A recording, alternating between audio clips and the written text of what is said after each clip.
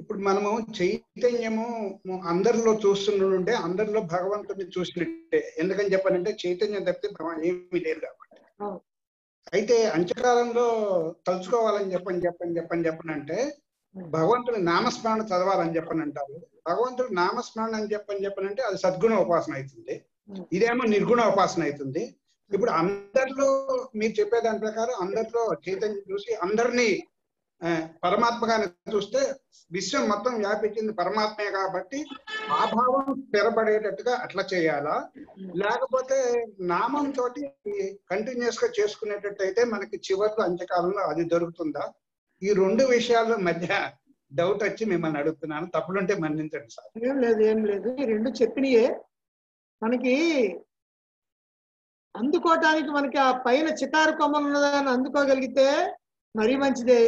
అది లేకపోతే ఏదో ఒకటే మనకి దగ్గరలో ఉంది, ఇదే తీసుకుందాం అనుకుంటే అది బాగా. మనం ఎంబీబీఎస్ చదివి డాక్టర్ అయితే బాగుంటుందా, లేకపోతే 10th క్లాస్ తో ఆపితే బాగుంటుందా అంటే డాక్టర్ అయితే బాగుంటుంది.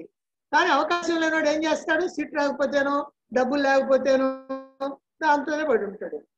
అదే ప్రకారం ఇక్కడ కూడా ఏంటంటే అంతటా పరమాత్మను చూడటం, నేను పరమాత్మను అనుకోవటం, నేనే అంతటా ఉన్నాను అనుకోవటం, నాకంటే వేరుగా రెండోది ఏది లేదనుకోవటం. మనకి అసలు ఈ దేహము, ఇంద్రియాలు, మనస్సు, బుద్ధి వీటన్నిటిని చూసినప్పుడు అసలు ఇవన్నీ ఏమీ లేదు, ఉన్నదంతా పరమాత్మే అనేటువంటి భావన రావటం ఇది అద్భుతమైనటువంటిది.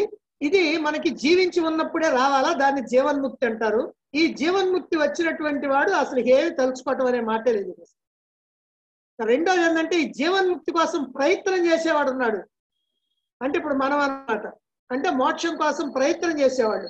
ఈ ప్రయత్నం చేసేవాళ్ళు మనం ఏవైతే సాధన చేస్తున్నామో అందరినీ పరమాత్మగా చూడండి, లేకపోతే అంతటా పరమాత్మను చూడండి, లేకపోతే ఈ దేహము, ఇంద్రియాలు, మనస్సు, బుద్ధి నేను కాదు, నేను ఆత్మని, ఈ దేహంలో ఉన్న చైతన్యాన్ని అని ఇప్పుడు మనం ఏదైతే చేస్తున్నామో ఇది గుర్తు చేసుకుంటే మళ్ళీ జన్మ ఏమవుతుందనంటే ఆ మోక్షాన్ని అందుకోవటానికి 1 లేదా 2 జన్మల్లో మోక్షాన్ని అందుకోవచ్చు.